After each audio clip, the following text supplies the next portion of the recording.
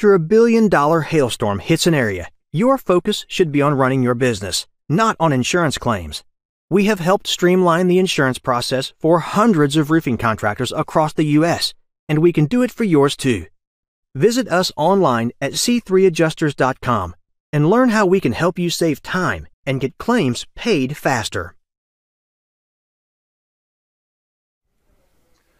Good afternoon, Hail Stalkers. It is our daily 12 p.m. tropical update. There is a hail forecast in here as well. This is sponsored by C3 Group, as always. Here on this Friday afternoon, we got a lot to talk about for Florence, and there's a couple other things we're watching in the Atlantic, so we'll just jump right into it. Make sure you guys download our app. It is available on the Google Play Store, on the App Store. It looks like that on your screen. Click that lightning bolt. Screen brings up the video, brings up the live stream. It'll also bring up any live coverage we do if we're out chasing and everything, assuming we get it set up properly. And click on it, and it'll bring it into the full screen mode. So you can watch the video in its entirety, completely full screen, or you can just kind of listen to it while you continue working. Either way is fine by us. Set up notifications as well. You go on your notifications settings on your Hailtrace account on your desktop computer, and it brings up this screen here. You can set up 1, 2, or 3 different ways to get those push notifications, whether it's on your app, on your email, or on your desktop computer, and you can customize that for cities, states, in your entire country, or even different countries like Canada and Australia. So before we get into the tropical update, we do have to go through hail. We are Hailtrace after all. And there's a little area here in northwestern sections of North Dakota at risk today for some hail. About this evening, later into the overnight hours, a couple storms should form, maybe up to some ping pong ball size hail. Really a 2% chance for Minot.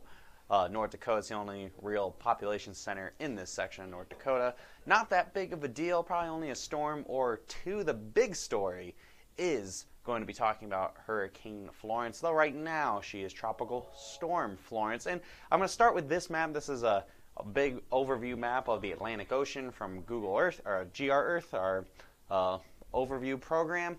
Here is Tropical Storm Florence. Most recent update has winds about 65 miles an hour, expected to strengthen considerably. And you see one of the models here bringing it close to the coast. We'll talk about that in just a moment. We also have a new invest that we're looking at. This is right off of the African coast with a potential tropical cyclone number 8. That would be, oh God, what's the next one? H, I want to say Henrietta or something. If that forms, it's expected to become a tropical storm. This one will definitely just be a fish storm. It'll turn out to sea and go towards Europe. And then there's this storm down here, this tropical wave in the central Atlantic. This should, over time, become a hurricane, get into the Caribbean, and may eventually end up in the Gulf. But that's way down the line, guys. That's going to be a few weeks out, probably the end of September, before we have to worry about this one. Florence is the storm that we are watching. If you watched us yesterday, you probably saw we had quite a bit of talk about potential for where it's going to make landfall. And it looks like the models are already beginning to converge a little bit on where that's going to happen.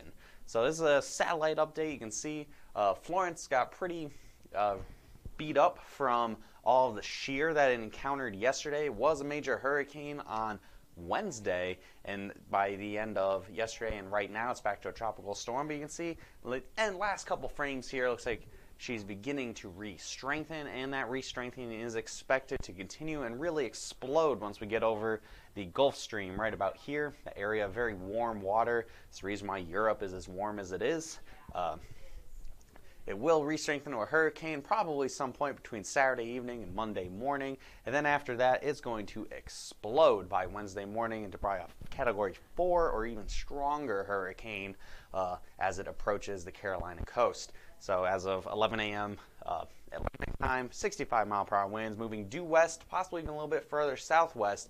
And the importance of that is the further southwest this thing goes right now, the more likely it avoids getting picked up by the trough I was mentioning yesterday coming through to the north that would force it out to sea and instead make it go into the coast. So here's what we're expecting for the intensity guidance.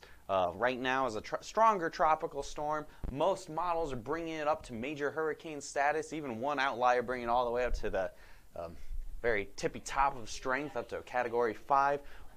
I'm expecting, much like the National Hurricane Center, probably right around a Cat 4, maybe a moderate Cat 4, winds 140 maybe, once it's at intensity. And the dangerous part of that is I think it's going to reach peak intensity very close to when it's going to be making landfall, assuming it does in fact make landfall. So this is why we're expecting re-strengthening to occur. This is the shear over the past 24 hours. And again, if you didn't see this yesterday, where it's red and orange and green is where there's lots of shear, where not going to be very favorable for hurricanes, and where there's the blues, very favorable for hurricane development. It's weaker now than it was yesterday for Florence, and she's going to get real close to an area where there is not much shear by the next 12 hours or so, and I think that's where the strengthening really is going to take off. And then there's nothing between the coast and where Florence is going to be to hinder its strength any. So it's likely to explode in strength. This is the European model. So we're going to start with the model guidances. We're not going to put all of them on there because it'll be ridiculous. But these are all the various ensembles, all the various options the European model has. It's the most accurate model for hurricanes and tropical development. For example, Hurricane Sandy back in 2012 nailed it 9 days out. They were the only one to really predict Gordon ahead of time. They managed to predict Harvey properly ahead of time. So Euro has quite a few good hits on it versus screw-ups. And right now, the red line is what the main European model has. This has a direct hit to Myrtle Beach, South Carolina. Obviously, this is going to change quite a bit, but the big takeaway is, as I show you each of these models, the thing that surprised me this morning is yesterday the GFS, the American model, had this going out to sea, and now I'll show you guys in a second that has changed. I think things are starting to already come together with the potential for a pretty strong hurricane here, and more importantly, a landfalling hurricane. Black line here, this is what the National Hurricane Center has. It has it further north than what the European model has. I think the European model might be onto something here with a slightly further south forecast direction. Most of the models you see, they split up. They got one that go into South Carolina and possibly as far south as Jacksonville, Florida, and the others have it go up, hit the Outer Banks, or possibly go up into Chesapeake Bay, or even possibly get close to the Northeast. And only a few outliers now have it going out to sea, which really raises those alarms of, hey, you know, this may be a week out still, but we're looking at the potential for somewhere on the East Coast to have some sort of landfalling hurricane in the next week. These are all the other global models, like the Japanese model, the UK model, et cetera, et cetera. There's all over the world, they got different weather models. The big takeaway from these is how bunched together they are all the way to pretty much to the west of Bermuda. And then from there, there's a couple, only a couple models now have it completely curving away from the coast.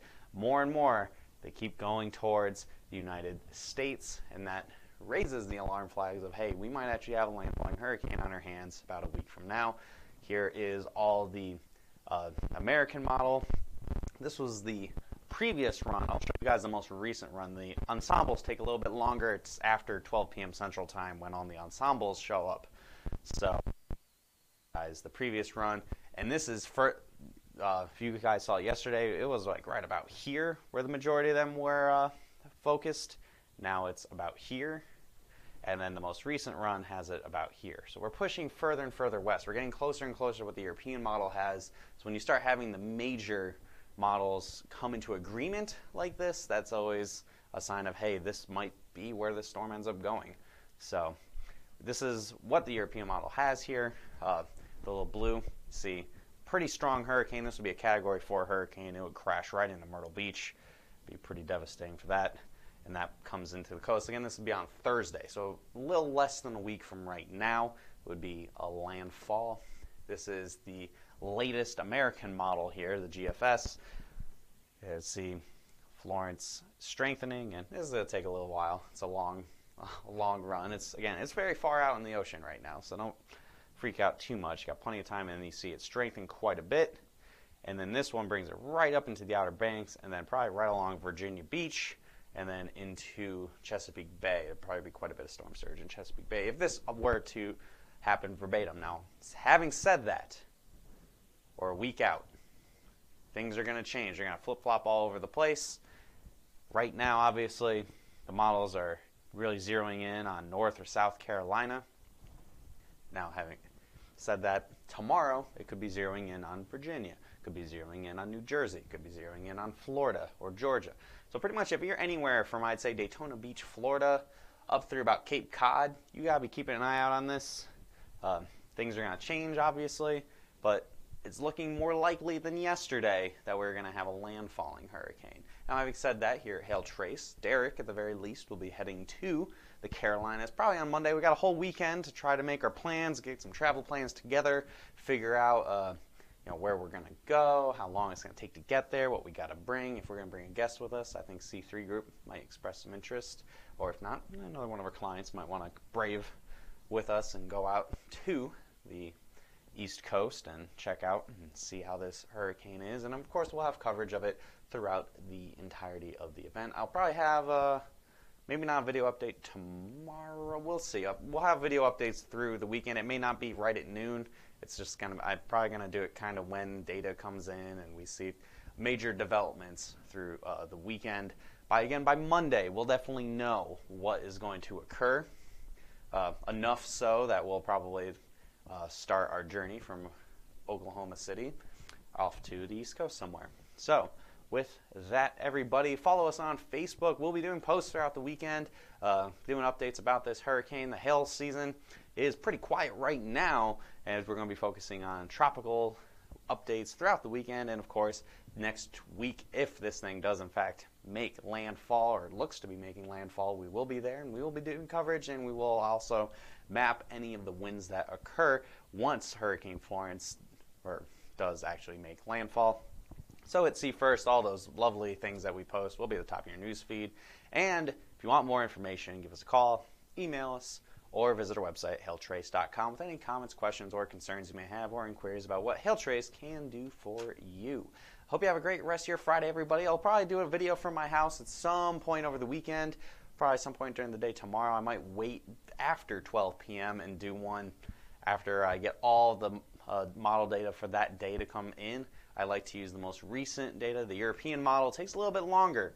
It's about 2 p.m. Central Time when that finally decides to come in its entirety. And I want to give you guys, obviously, the most up-to-date information every single day. So we'll be periodically giving updates throughout the weekend, and then on Monday, a full video, again, here from the Weather Center, and then possibly beyond that, might be from the truck or something, as we're making a pretty long drive. So I hope you have a great rest of your weekend, everybody. If I don't see you, and I'll see you again tomorrow. Have a great day, and I'll stay safe, everybody.